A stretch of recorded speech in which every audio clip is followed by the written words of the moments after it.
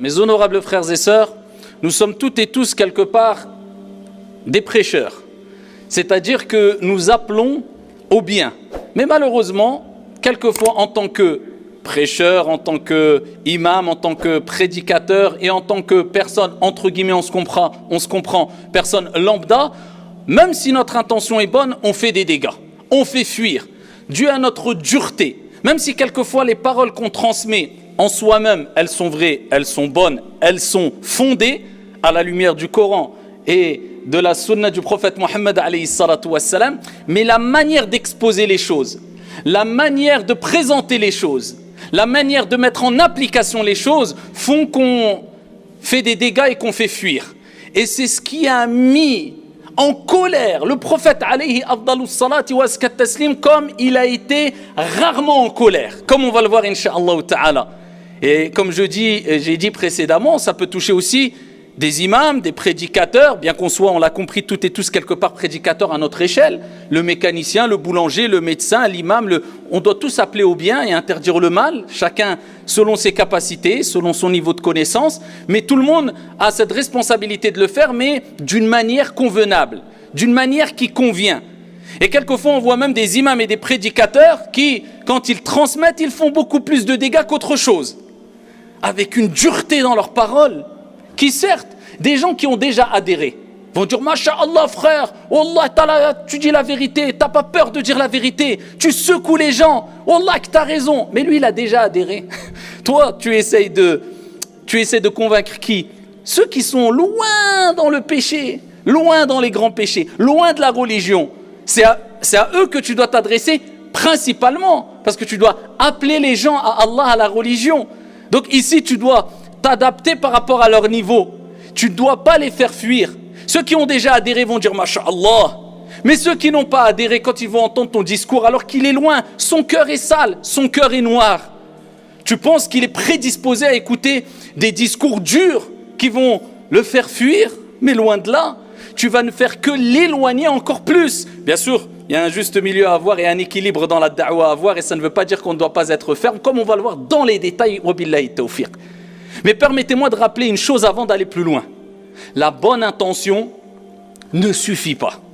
Allah subhanahu wa ta'ala nous dit dans le Coran قُلْ هَلْ نُنَبِّئُكُمْ بِالْأَخْسَرِينَ أَعْمَالًا الَّذِينَ ضَلَّ سَعْيُهُمْ فِي الْحَيَاةِ الدُّنْيَا وَهُمْ يَحْسَبُونَ أَنَّهُمْ يُحْسِنُونَ صُنْعًا. Voulez-vous que je vous informe sur ces personnes-là? Quelles sont les personnes les plus grandes perdantes en œuvre? Ce sont ceux qui ont vu leurs actions s'égarer dans la vie d'ici-bas alors qu'ils pensaient faire le bien. Bien sûr, ce verset parle particulièrement et avant tout ici de celles et ceux qui, à l'époque du prophète, avaient renié le message du prophète Mohammed alayhi salatu wassalam. Et comme on dit al-mufassiroun, les exégètes, ils disent que cela est à prendre de manière générale. C'est-à-dire que quand une personne fait une action, prêche, appelle les gens au bien, adore Allah subhanahu wa ta'ala, la bonne intention ne suffit pas. Il faut qu'il y ait la bonne intention, mais la conformité aussi. Il faut qu'on reconnaisse le message dans son entièreté. Et pour cela, il faut revenir au comportement du prophète alayhi salatu wassalam. Pour avoir le mode d'emploi. Comment appeler les gens à l'islam? Comment prêcher? Comment exhorter? Il faut prendre l'ensemble du comportement du prophète alayhi salatu wassalam. Et prendre en compte que le comportement et le caractère, la moralité de base du prophète était ar-rifq, l'indulgence, la douceur, la sociabilité. Voilà, c'était quelqu'un, alayhi salatu wassalam, très proche des gens, qui avait le cœur doux, le cœur sain. Et il y a des cas d'exception où le prophète était dur, où le prophète était ferme, où le prophète, alayhi salatu wassalam, se mettait en colère. Mais ça, c'est des exceptions et c'est pour des situations bien particulières qu'il faut contextualiser. Mais on n'en fait pas une généralité. On ne fait pas des cas d'exception une généralité et on rend le comportement de base du prophète une exception. Là est le problème. Pourquoi je vous dis que ça peut être grave de faire fuir les gens? Même si tu es imam, prédicateur, et même si tu es trop dur dans ton propos. Vous savez pourquoi? Parce que, comme je vous ai dit précédemment, c'est ce qui a mis le prophète alayhi salatu wassalam à son époque en colère comme il s'est rarement mis en colère. Rapporté par l'imam al-Bukhari. Ici, il est rapporté que un homme est venu voir le prophète alayhi salatu wassalam en se plaignant. Il a dit à Rasulallah, khalas, dans le sens, on se comprend, bzaf aliya, je vais plus à jama' moi subh. Imaginez-vous, quelqu'un va nous dire ça aujourd'hui. Ah, je vais plus à Jama' mon frère. Pourquoi? Ah, واحد أخويا يصلي pour nous صلاة الصبح. Il commence ألف لام ميم ذلك الكتاب لا ريب. خلاص مشى سورة البقرة آل عمران نيس. Il croit qu'il est tout seul. Nous on va lui dire, ah mon frère, taqillah, c'est salat, c'est Jama'. Et alors je t'ahad, je t'ahad. À l'époque du prophète, le compagnon, il a dit, moi, ya Rasulallah, je vais plus à Subh. Pourquoi? Il y a un tel, il commence la prière, l'imam, il prolonge trop, c'est long. Il a dit, moi, je peux plus aller à Subh à la mosquée, je prie chez moi.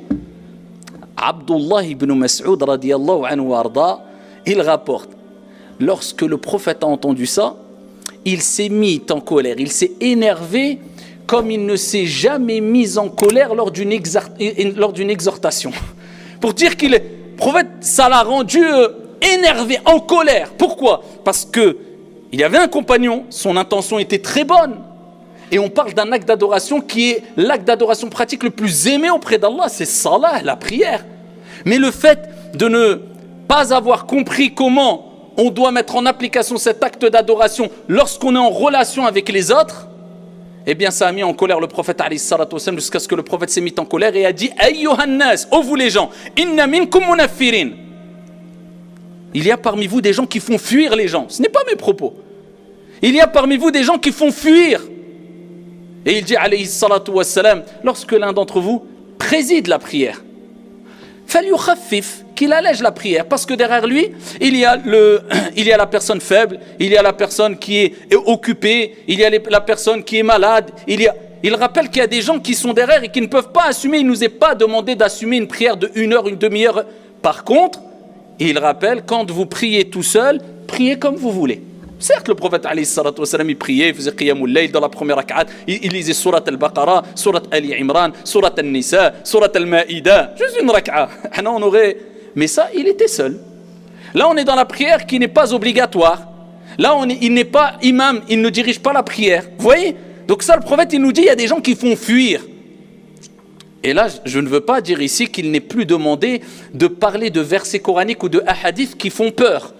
Attention, voilà, j'équilibre mon propos. Il faut de la nuance. Il faut ici rappeler les choses comme il se doit. L'être humain, al-insan, a besoin de ce sentiment de peur. Et c'est une sagesse divine et une miséricorde divine que le fait d'avoir peur. Le fait que l'être humain a peur, c'est un bienfait. Pourquoi? Si on n'aurait pas peur, si on n'avait pas peur, eh bien on n'aurait plus de limites. Vous voyez l'enfant en bas âge, un bébé ou un petit qui a 1 an, il marche. Est-ce qu'il a peur ou pas? Il n'a pas peur. Ou il a très peu peur. Pourquoi? Il n'a pas encore cette conscience de ce qui peut faire mal. Donc il marche partout, il voit même un mur, il mange le mur dans la tête, il n'en a rien à faire, il se relève, il court, il peut sauter par la fenêtre. Est-ce que c'est problématique ou pas? Mais quand il grandit, il a la peur. Il ouvre la fenêtre, il regarde, il dit si je tombe, je suis mort. Vous voyez, la peur lui met un cadre. Lorsqu'on prend sa voiture, si on n'avait pas peur d'avoir une amende si on roule à 200 km/h parce que c'est limité à 120 et qu'on se fasse attraper, qu'on nous enlève des points, eh bien on roulerait peut-être à 200 km/h, 180 km/h, il y aurait peut-être 10, 100 fois plus d'accidents, des morts et des... Donc la preuve que faire peur à l'être humain, c'est une forme de miséricorde. C'est un bienfait pour l'être humain. On fait peur, mais pour lui éviter un plus grand mal. On fait peur pour le préserver. Donc faire peur en répétant les versets et les hadiths qui font peur à l'être humain, aux croyants qui croient à ces versets et aux hadiths, c'est bon et il faut le faire. Car quand Dieu parle dans le Coran du paradis, il parle de l'enfer aussi. Quand il parle de la rahma, la miséricorde, il parle de la colère d'Allah subhanahu wa ta'ala aussi. Donc on doit équilibrer le propos bien sûr. Ça ne veut pas dire que quand on doit agir avec miséricorde ou dans notre da'wa être doux envers les gens, on ne doit plus parler de ce qui fait peur et de la colère de Dieu et de... Non, mais on rappelle que la miséricorde d'Allah dépasse sa colère. C'est pour cela qu'avant chaque sourate, ou la quasi-totalité des sourates du Coran, ou dedans ces sourates, Allah parle de l'enfer, parle du châtiment, on commence la sourate en disant Bismillahirrahmanirrahim. Au nom d'Allah, le tout miséricordieux, le très miséricordieux, pour nous rappeler que sa miséricorde dépasse sa colère. Donc ce que j'ai dit précédemment, ça ne veut pas dire qu'on ne doit pas faire peur quelque part. Et ça ne veut pas dire qu'on ne doit pas parler par exemple de la mort, comme certains disent, arrêtez de parler de la mort, vous êtes obscur. Non, comment ça, arrêtez, il ne faut pas parler de la mort. Le prophète a dit, augmenter le rappel du destructeur des plaisirs, à savoir la mort. On a besoin de ce rappel pour avoir un équilibre dans notre conception de la vie. Pour avoir un certain équilibre dans nos objectifs, pour savoir qu'on doit profiter de cette vie d'ici-bas, qu'on doit vivre, on doit s'épanouir, mais on n'oublie pas la mort aussi. C'est un équilibre. On ne doit pas pencher vers un excès ou vers l'autre. C'est ça le juste milieu al-wasatiyya. Donc ici, il y a un juste milieu dans nos propos à comprendre. Quand on dit on ne doit pas être dur, ça ne veut pas dire qu'on ne doit pas hausser le ton. Mais ça ne veut pas dire qu'on doit crier. Il y a une différence entre crier et faire fuir et hausser le ton. Le prophète, alayhi salatu wassalam, dans des moments particuliers, pas tout le temps, dans des moments particuliers, il haussait le ton. Regardez, quand on comprend bien la biographie du prophète, le comportement, la moralité du prophète, alayhi salatu wassalam, à quel moment? Quand il était sur le mimbar. Comme il est rapporté, traduction du sens, c'est comme s'il exhortait les gens en leur rappelant qu'une armée allait peut-être les attaquer. Donc ici, il essaie d'attirer l'attention, de mettre en garde, de prévenir. Il haussait le ton. Parce que si on parle comme ça, mon frère, il faut que tu... Ah, tout le monde va nasse. Déjà, même en haussant le ton, il y a des gens, ils dorment. Donc hausser le ton, ça attire l'attention. C'est bien de le faire, sur le mimbar. Mais ça ne veut pas dire crier en rabaissant ou en humiliant. C'est deux choses différentes. Il y a une différence entre... Vous avez vu, il y a quelque temps, j'ai fait un prêche sur, entre guillemets, le musulman wesh wesh pour rappeler des paradoxes qu'il y a aujourd'hui à travers les réseaux sociaux entre le comportement du musulman que doit avoir le musulman et l'image que donnent certains en mélangeant tout au nom d'une certaine mode, au nom de... Ça, on peut le dire, mais c'est pas moi qui vais aller voir une personne en lui disant « T'as pas honte? Le prophète te verrait là, wallah, il dirait « T'es pas musulman, tu veux quoi ?» Inna minkum munafirin. Il y a parmi vous des gens qui font fuir. Ya ikhwan, je parle pas avec je pense, je déduis, je crois. Ad-da'watu ila Allah, l'appel à Dieu, c'est un art. Rapporté par l'imam Ahmad. Un homme est venu voir le prophète alayhi salatu wassalam, c'était un jeune shab. Il a dit au messager d'Allah, donne-moi l'autorisation de forniquer. Imaginez-vous maintenant, on est qui nous? Moi le premier, on est qui? Et un jeune, il vient, il rentre dans une mosquée, va voir un imam, il dit, ya imam, moi j'ai envie de faire zina, j'ai envie de forniquer, donne-moi l'autorisation. A'udhu billah. Peut-être il va mettre quelque chose devant lui, m'approche pas, Le prophète alayhi salatu wassalam à son époque, messager Khalilullah, ami intime de Dieu. Et il y avait les compagnons, ils étaient autour. Les compagnons, radiyallahu anhum wardhum, ils étaient dans une période d'éducation. Il y a des compagnons qui se sont levés, ils voulaient le blâmer, ils étaient en colère. Comment ça tu demandes? C'est comme si c'était un manque de respect. Donne-moi l'autorisation de forniquer, de faire un grand péché. Le prophète alayhi salatu wassalam, il calme les choses. Alayhi salatu wassalam. Il s'approche de lui avec douceur. Et il l'exhorte avec un message. C'est ça la da'wa. Tu t'adaptes au niveau de la personne, à ce qu'il comprend, sa conception des choses. Et il lui parle avec un langage qu'il va comprendre. Il ne lui dit pas c'est haram, c'est interdit. Bien sûr, il faut rappeler quand les choses sont haram. Il n'y a pas que du halal en islam aussi. Il y a du haram, c'est sûr. Et il y a 3 autres jugements aussi. Mais ici, il s'adapte à son niveau. Et il dit, et il veut lui faire comprendre c'est quoi ce péché-là. Il lui dit, est-ce que cela tu le voudrais pour ta mère? Je dis, non, ya Rasulallah, je ne voudrais pas ça pour ma mère. Ma mère, elle est mariée. Est-ce que tu le voudrais pour ta tante? Il dit, bah non. Il dit, pour ta fille? Il dit, non. Il dit donc, il lui rappelle le prophète, ne fais pas ce que tu n'aimerais pas qu'on te fasse, tout simplement. Le prophète, il pose sa main sur lui. Et il dit, oh Allah, pardonne son péché. Purifie son cœur et préserve ses parties, préserve sa chasteté. Khalas. Wa ma alayka illa al-balagh. Il ne t'est demandé que de transmettre. Ça, c'est Allah qui dit au prophète. Alors nous, Allah Azza wa Jalla, il dit au prophète, on ne t'a pas envoyé en tant que dominateur sur eux, pour écraser les gens, pour imposer, tu transmets. Et Allah Azza wa Jalla fait le reste. Wa billahi at-tawfiq, la réussite. Et les résultats viennent d'Allah subhanahu wa ta'ala. Si Allah met la baraka, et que ça marche pas. Peut-être ta da'wa, elle marchera 100 ans après, 1000 ans après.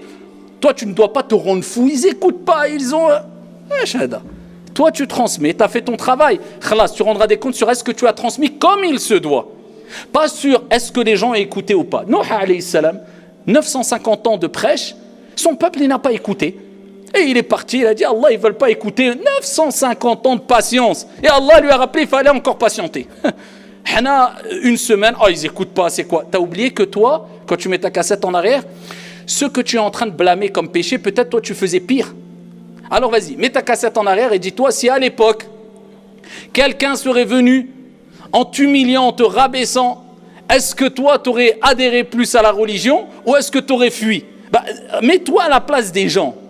Aujourd'hui, il est comme ça, demain, il sera peut-être meilleur que toi. Je répète, ça ne veut pas dire qu'il ne faut pas rappeler les choses qui secouent psychologiquement, spirituellement. Enfin, plus spirituellement que psychologiquement. Spirituellement, les gens, quand on parle de la tombe, quand on parle de la mort, c'est le but. Parce qu'on a besoin d'avoir peur pour eux. Mais avec tact. Et il ne faut pas que ça soit toutes tes exhortations que humilier les gens, vous êtes rien, vous faites rien, le prophète aurait eu honte de vous, la mort, le qabr, la mort, tout le temps, tout le temps, tout le temps. Elle est où l'éducation de fond? Elle est où? On doit être entre le khawf ou le raja, la peur qu'Allah subhanahu wa ta'ala ne nous pardonne pas, jusque ta mort, c'est ça le comportement que doit avoir le musulman jusque son dernier souffle. J'ai peur qu'Allah ne me pardonne pas, mais j'espère, ou plutôt j'ai peur des conséquences de mes péchés. Mais j'espère la miséricorde d'Allah et je suis persuadé que sa miséricorde dépasse sa colère. Et je sais qu'Allah Azza wa Jal ici a voulu mon bien et que moi j'ai fauté et qu'Allah est miséricordieux par excellence et qu'Allah Azza wa Jal pardonne les péchés. T'as husnu dhann billahi Azza wa Jal. T'as la bonne opinion de ton Seigneur tabaraka wa ta'ala. Tu sais qu'Allah subhanahu wa ta'ala, sa miséricorde est immense. Et c'est pour ça qu'il y a un texte qui est dit ici, si on prenait conscience de la miséricorde d'Allah comme il se doit, personne ne dirait j'irai en enfer. Tout le monde dirait, on ira tous au paradis. Mais quand on prend conscience de la colère d'Allah subhanahu wa ta'ala, normalement on doit se dire, oh là là, personne ne va aller au paradis. On va tous aller en enfer. Mais voilà, c'est pour ça qu'il ne faut pas partir dans un excès plutôt que l'autre. Entre al-khawf ou al-raja.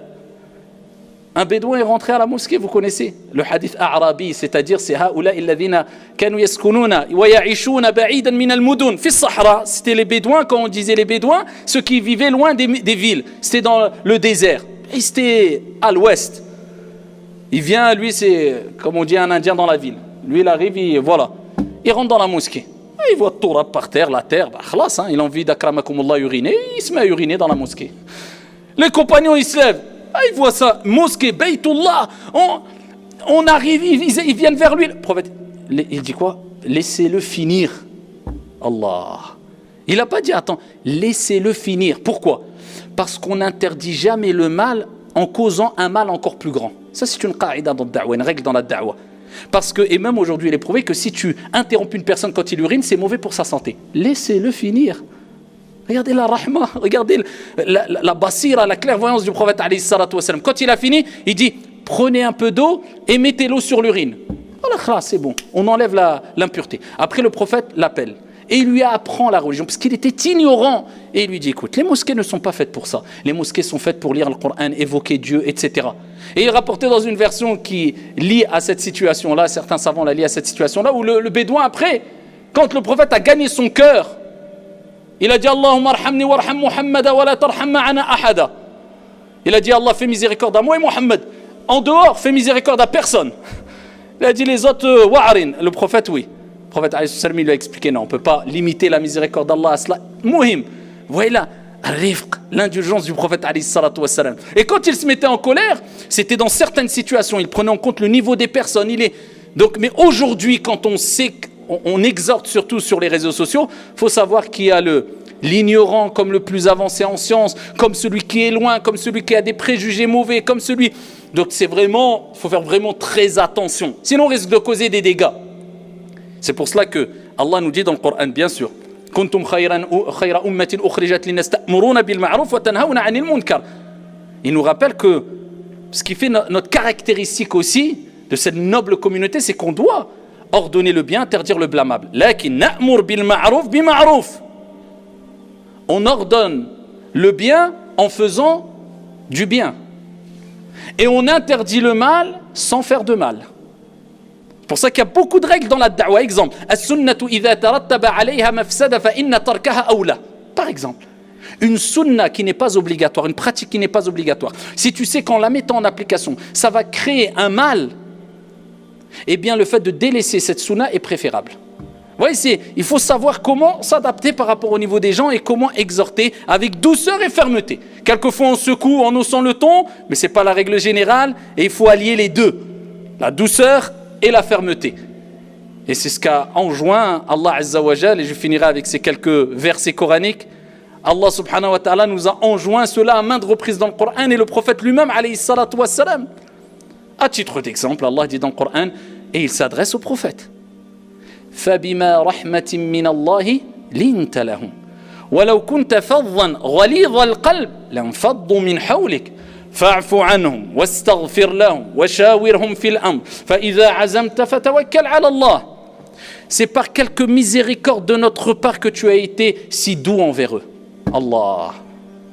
Donc Allah Azza wa Jal rappelle au prophète que c'est un bienfait venant de Dieu qu'il a réussi à être aussi doux envers les compagnons et ceux qui l'entouraient. C'est pour ça les hadiths qu'on entend de l'indulgence du prophète qui répondait pas au mal par le mal, ça nous impressionne. Pourquoi ? Parce que quand la personne agit, ça a plus d'impact que quand elle parle. Et quand le prophète agissait, eh bien ça a un impact et une empreinte indélébile dans nos cœurs parce que ça a plus d'impact. Parce que le prophète, il mettait en application l'islam. C'était un comportement et ce n'était pas simplement de la théorie, alayhi salatu wassalam. Et Allah, il dit, c'est par quelque miséricorde de notre part que tu as été si doux envers eux. Et si tu avais été dur, avec le cœur rude, ils se seraient enfuis de toi. Autour de toi, ils ne seraient pas restés. Ils t'auraient fui, bien que tu es un prophète. Bien que tu es un prophète. Ils se seraient enfuis de toi. Allah, il dit, pardonne-leur. Et implore le pardon d'Allah pour eux. Et consulte-les dans les affaires. On ne va pas consulter toute la communauté, bien sûr, mais certains savants, ils ont dit, c'est Abu Bakr et Omar. C'est-à-dire les plus proches des compagnons. Et quand tu as pris ta décision, place ta confiance en Allah subhanahu wa ta'ala. Allah Azza wa Jalla nous dit dans le Coran, Ud'u ila sabili rabbika bi al-hikmati wal maw'izati al-hasanah wajadilhum billati hiya ahsan. Appelle au sentier de ton Seigneur. Comment il y a Allah ? Allah il nous le dit de manière explicite. Avec sagesse. C'est quoi la sagesse ? Bil hikmati wal maw'izati al-hasanah. La sagesse c'est la sunna et la sagesse, si on prend la sagesse ici, de manière isolée, ce terme-là, comme l'a dit Ibn al-Qayyim, c'est extrêmement important dans la da'wah. C'est de faire ou de dire ce qu'il faut, de la manière qu'il faut, au moment qu'il faut. Voilà. Bil hikmati wal maw'izati al-hasana, et avec une bonne exhortation. Wajadilhum billati hiya ahsan, et parle avec eux de la meilleure des manières. Allah Azza wa Jal, quand il a envoyé Moussa alayhi salam et Haroun, son frère, vers celui qui a dit Ana rabbukumul a'la. Celui qui fait des péchés, il a dit ça, c'est moi je suis Dieu. J'ai pas encore entendu ça chez les pécheurs musulmans ou qui va dire, même les non-musulmans, qui va dire je suis Dieu. C'est vraiment très. Eh bien Allah il dit, il y a une personne qui est un tyran, qui tue, qui est injuste, qui opprime, qui provoque tous les gens qui croient en Dieu et qui a prétendu que c'est lui le Dieu le très haut. Allah il dit dans le Coran, il a dit, donc Pharaon a dit, Ana rabbukumul a'la. Avec cela, Allah il rappelle à Moïse qu'il doit aller avec Haroun pour prêcher la bonne parole à Pharaon, et il dit dans le Coran, Idhaba ila Fir'auna innahu tagha. Allez vers Pharaon, il a transgressé, il a dépassé les limites. Faqula lahu qawlan layyina, et dites-lui des paroles douces. La'allahu yatadhakkar aw yakhsha, peut-être qu'il se rappellera ou me craindra-t-il. Mais Allah savait qu'il n'allait pas revenir. Mais c'est pour nous rappeler, voilà la méthodologie à suivre. Je sais qu'il ne va pas comprendre, mais au moins c'est un argument contre lui. Au jour de la résurrection, il ne dira pas « Je n'ai pas entendu le rappel de la manière qu'il faut ». Mais s'ils étaient partis à lui et en l'insultant, peut-être qu'il aurait fui, peut-être qu'il aurait pu dire « Oui, mais Allah, moi on m'a fait peur, on ne m'a pas exhorté avec douceur ». Regardez, Allah il dit « Voilà, la méthodologie à suivre pour que la personne, eh bien, elle n'ait pas d'excuse et que vous ne fassiez pas de mal alors que vous aviez une bonne intention. Parlez avec douceur, exhortez. Et si la personne n'écoute pas à ce moment-là, c'est de sa faute. Mais si tu pars et tu fais fuir et tu fais peur, c'est pas forcément de la faute de la personne qui a reçu le message. C'est peut-être ta faute à toi. C'est pour cela, Ayyuhal Akhyar, quand on prêche, il faut de la science, pas besoin d'être un grand savant, mais que tu maîtrises ce que tu transmets. D'accord ? C'est pas une maîtrise approximative. Non, on sait tous que faire la prière, c'est bien. Appelle les gens à faire la prière. Ah, tu as besoin d'être un alim. Non, mon frère, ne prêche pas tant que tu n'es pas un... On sait tous que voler, c'est pas bien. Eh bien, vas-y, appelle les gens à ne pas voler. On sait tous que être bon avec les parents, c'est bien. Appelle les gens à être bon avec les parents. Tout le monde peut être prédicateur quelque part. Mais il faut de la science. La deuxième des choses, il faut de la douceur et de l'indulgence mêlée à de la fermeté. Et troisième des choses, il faut de la hikmah, de la sagesse. C'est-à-dire savoir ce qu'il faut faire, ce qu'il faut dire au moment qu'il faut et de la manière qu'il faut. À ce moment-là, eh bien, alhamdoulilah, on sera des gens qui ne font pas fuir, mais qui attirent et qui gagnent les cœurs. Et je terminerai avec un hadith très important, où le prophète sallallahu alayhi wa sallam a dit: toute personne qui est douce, qui est facile et qui est proche des gens, sociable, Allah lui interdit l'entrée en enfer. Toute personne qui est douce, layyin, sahl, facile, et qarib min an-nas, proche des gens, sociable, Allah lui interdit l'entrée en enfer. Donc voilà le juste milieu qu'il faut avoir quand on appelle les gens à faire le bien. Ni on est trop mode, entre guillemets, tout est rose, tout est beau, bisounours, mais ni on est aussi tout est dur, tout est ma'assab. Quand il te voit, à peine tu dis salam alaikum, tu le vois, il est ma'assab. On a l'impression qu'il a perdu toute sa famille et tu as même peur de le regarder et on a l'impression qu'il va te tuer. Juste milieu, chouïa, il ne faut pas être trop, mais avoir le visage détendu, attiré et pas faire fuir. هذا وصلوا وسلموا رحمكم الله على نبي المختار كما أمركم بذلك جل